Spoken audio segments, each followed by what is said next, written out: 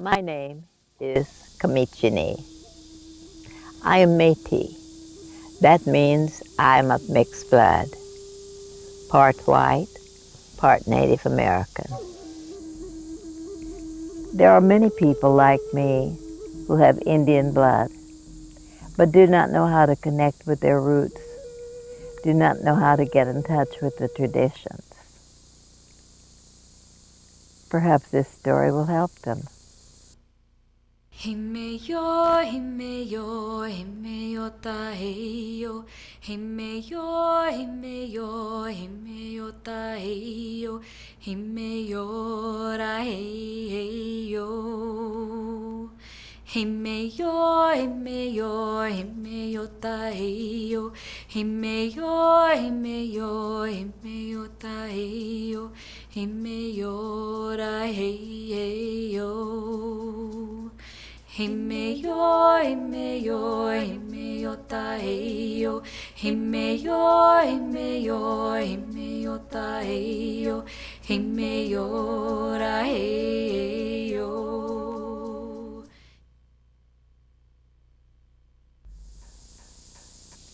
To tell you the story of my life, I must tell you about medicine wheel. To the Native Americans, the medicine wheel is life. It is the red road of earth living. It starts in the east, the place of the morning. It goes on to the south, the place of the midday, the place of the striving, the working, the need for courage. It goes on from there into the west, the place of retirement, the place of harvest. And from there, it goes into the north, the place of chill white beauty, the place of wisdom where the elders sat. To begin my story, I must begin at the east. This is the time of spring, the place of the morning. This is the golden door that leads onto the red road of earth living. This is where spirit first becomes flesh. This is the time of the child.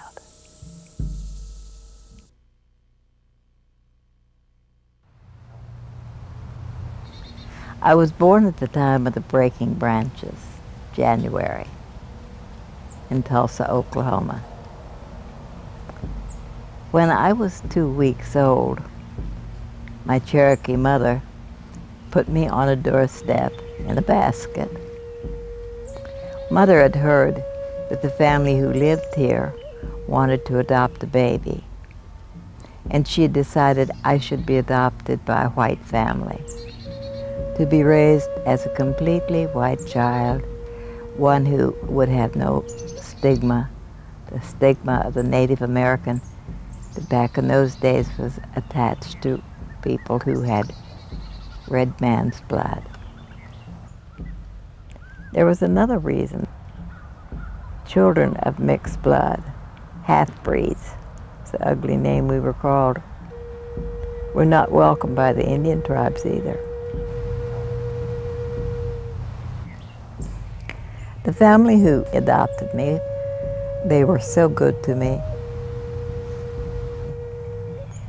I was petted and even pampered.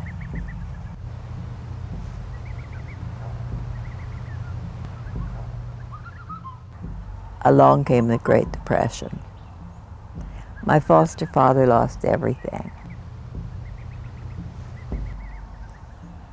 My foster mother died.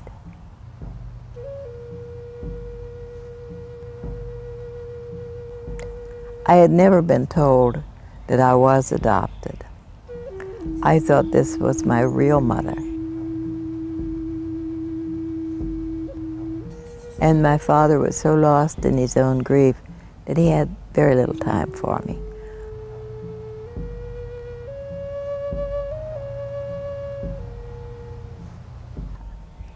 A little later, my father married again. I didn't get along with my stepmother. And my stepmother was a strange, cold woman. He said later that she had told him, either that child goes or I go. I went. That's when I was told that I was adopted and that I was a Native American child. I think I suffered. At the moment he told me I had to leave, I suffered as keenly as I have ever suffered in my life over anything that has ever happened to me.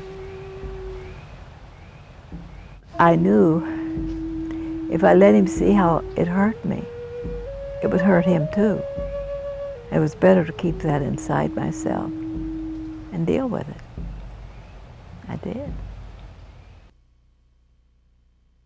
Yo hey way way oh, yo hey way way, yo hey way way oh, yo hey way way oh, yo hey way way oh, yo hey way way. And it's miracle I'm loving you, and it's miracle I'm loving me and giving to all. Yako ke avina, Yako ke avina, Yako ke avina, Yako ke avina, Yako ke avina, Yako ke avina, Yako ke avina, Yako ke avina.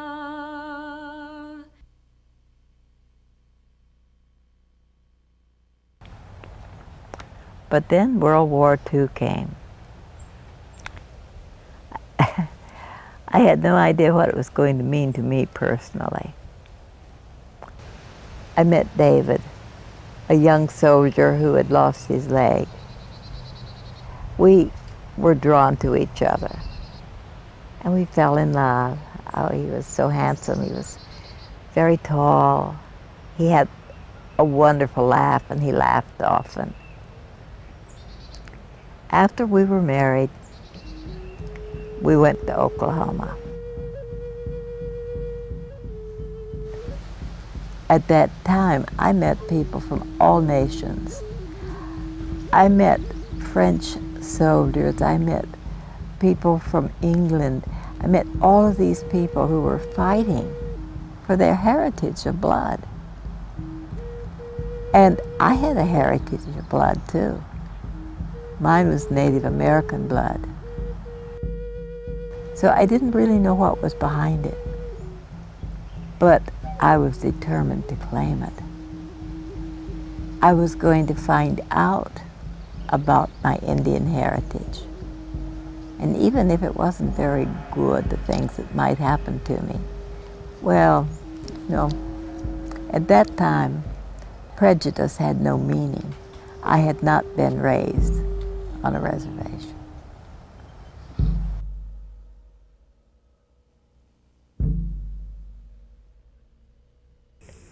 This is the South. This is the time of summer, the time when the sun is the highest, the time of the life bearers.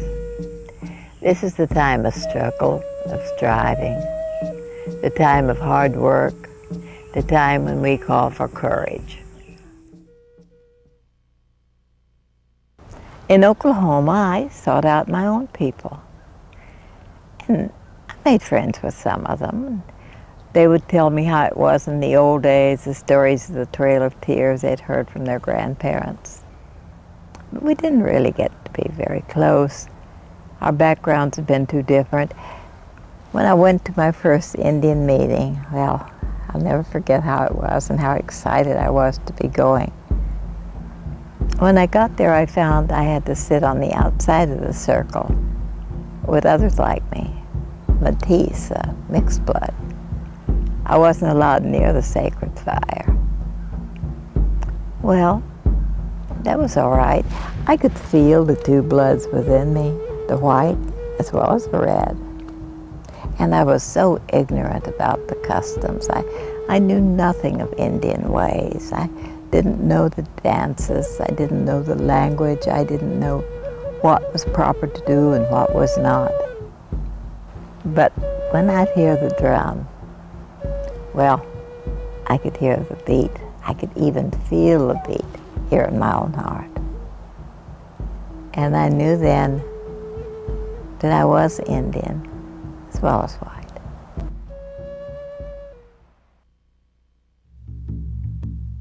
Ovaya ya, ovaya hey, ovaya ya, ovaya hey, ovaya hey, ovaya hey, ovaya, ovaya, ovaya ya, ovaya hey, ovaya ya, ovaya hey, ovaya hey, ovaya hey, ovaya, ovaya, au, au.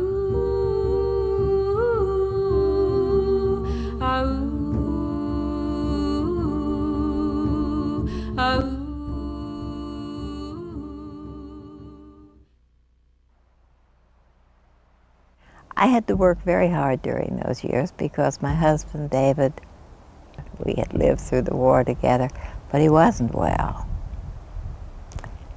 And when he was only 33 and I was 28, he died. And that's when I decided to leave the United States altogether. I couldn't stand being someplace where he wasn't. I couldn't stand that. So I picked up my babies and I headed for Mexico. I was going to have another chance. I would be a storyteller, if not for my own tribe, for others. And I'd write books. And then I met another storyteller, Ralph. He was a writer, and he looked like everybody's idea of a writer. Tweed coat, pipe, red hair. So we got married. And then once more my path breaks from under me. My husband's killed in an automobile accident. I'm alone again, except for my 5 children. So all right. Grief and loneliness is a strong medicine. And silent grief is the strongest medicine of all. I hide what I feel. I returned to Monterey, the place I had first gone. And in Monterey, I met the man who would be my next husband. It may seem that I've had a great many husbands. I think, now looking back over my years, that it was a great unconfessed loneliness on my part, of feeling that I had to be married, that I had to have a family with a husband as well as the children. Javier was a dancer.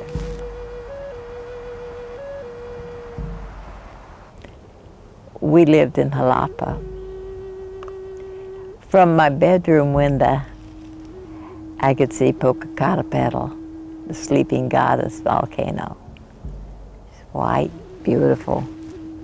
I couldn't see her very often though, because there was fog and mist hiding this little village almost all year long. Sometime about then, I entered my own mists, the mists of my mind.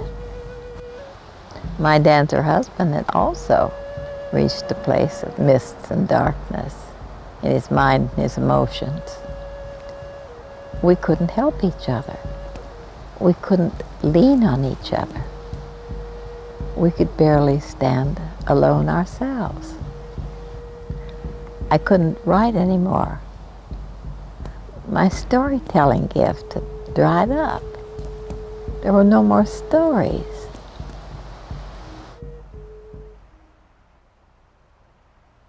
So I decided that what I must do was go back to my own country. If I couldn't write, I had to do something to support my children. Now there were 7 of them. And I had to take care of them. Hey na na na na na na na, hey na ho, hey na. Hey na na na na na na na, hey na ho, hey na. Hey na na na na na na na, hey na ho, hey na.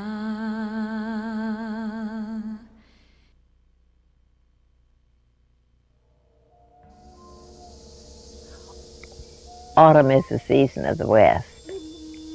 It's the time of harvest, but already there is a hint of chill winds blowing down from the mountains. This is a place of lengthening blue shadows. This is the time when we ready ourselves for the changes ahead.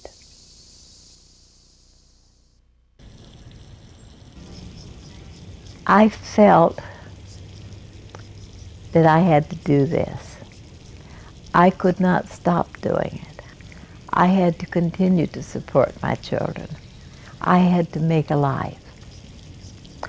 What I didn't realize then was that I was doing what Native American women have done for hundreds of years. When they have been uprooted, everything they have had is taken away. Children torn away from them at times, husbands gone, perhaps killed. They've made a life. I was a lot more like my Native American kinfolk than I realized. I too was making a life. Javier and I had an understanding. Just as soon as I got established, he would come and join me. He worked on his new career. He was a painter. He had painted in Mexico, but now his paintings were so strange and so beautiful, otherworldly paintings. He called them cobweb pictures. And it looked as if he had a technique where it looked as if a web was stretched over the paintings, a net. But slowly this net began to cover his mind as well. And he began to lose grasp of reality. He had to go to another hospital. And he got out, and for a while it was right, then it wasn't right. Back again to an institution. This was the next few years, in to an institution, out of an institution, in and out, in and out. It was heartbreaking. You know, we didn't want to part, and yet we knew we had to. I had to let him go without fuss, and he had to go without me. Our paths were now going in separate directions.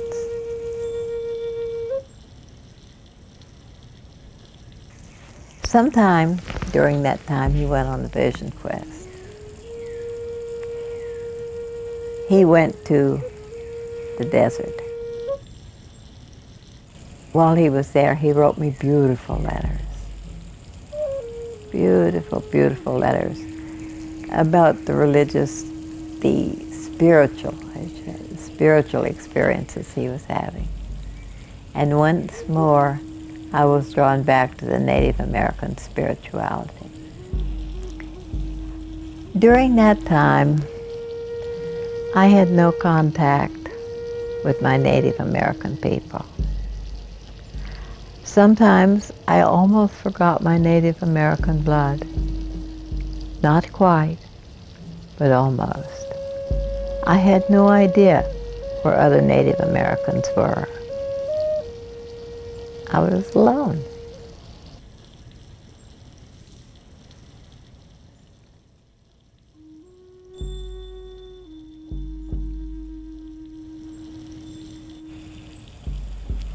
Then I got a telephone call from Javier.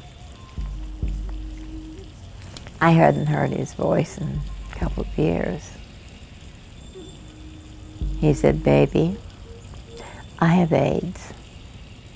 Come out to San Francisco and help me die." And so I did. I sat beside him. We were so glad to see each other. There was always that bond between us. And we sat there and we held hands, and we had one day, one beautiful day when we could talk to each other as a husband and a wife. And then he fell into a coma where he gasped for breath, where he moaned and cried in pain. And then when he went free, it was terrible.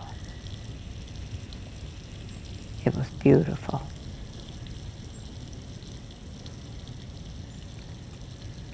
I was alone again. But all I could do was bless the strange and wonderful union that had been ours. Bless it. Let it go. Yo hey yo way oh way ho. Yo hey yo way oh way ho. Yo hey yo way oh way ho. Yo hey yo way oh way.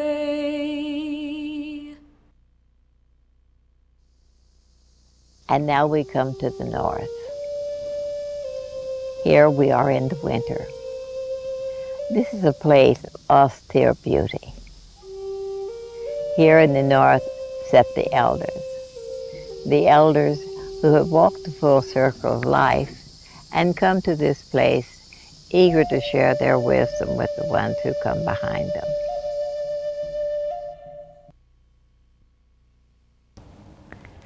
I feel that I'm going to be given some sort of wonderful gift. I don't know what it's going to be. Am I going to be able to write again? Or will it be something I haven't even dreamed of? Then one day I pick up a newspaper, and there is a picture of a beautiful Indian woman. Her features are very, very much Native American, but she has blue eyes.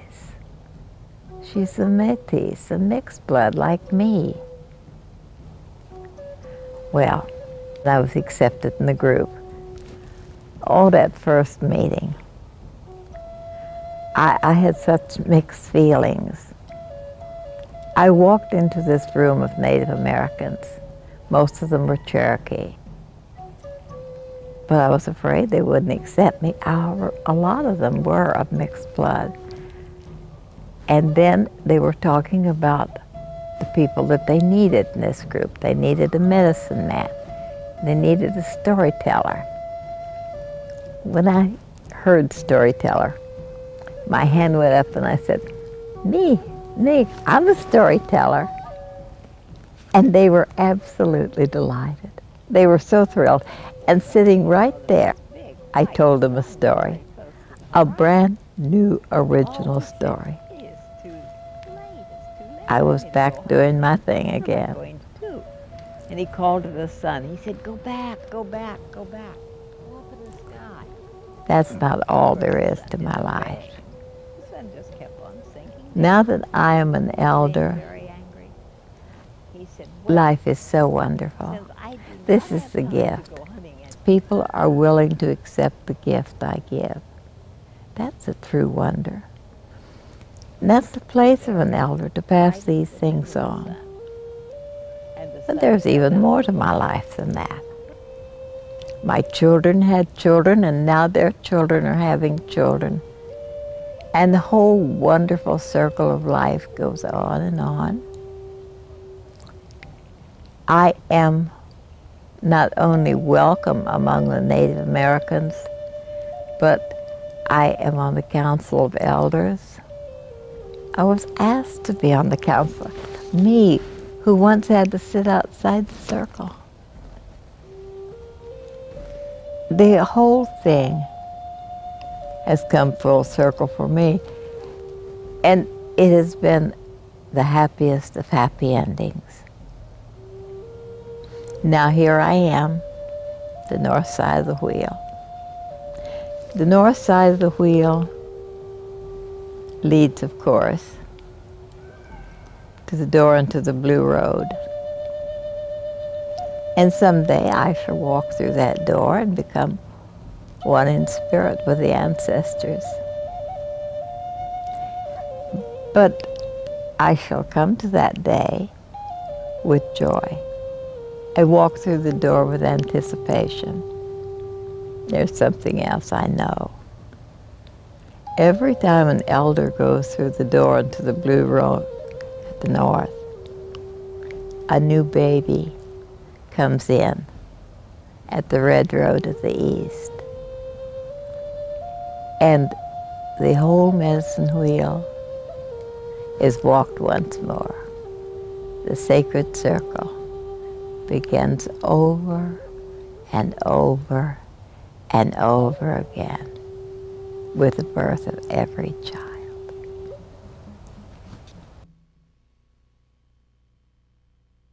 He-shell, grandmother moon, he-shell, keeper of the sacred womb, hear me calling, and bless this gathering in honor of you.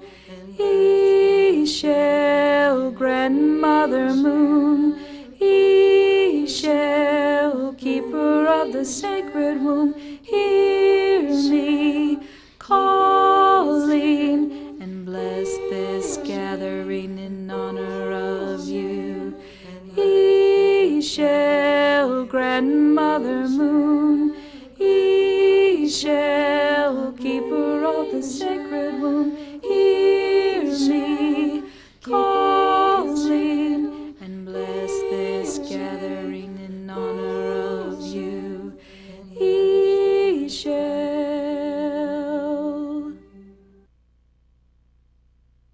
Yahuwali ekuetol, Yahuwali ekuetol, Yahuwali ekuetol, Yahuwali ekuetol.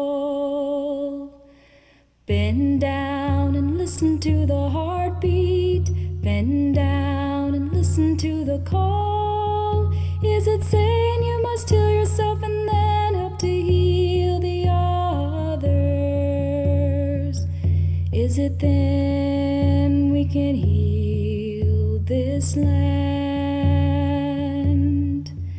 Look up and listen to the heart.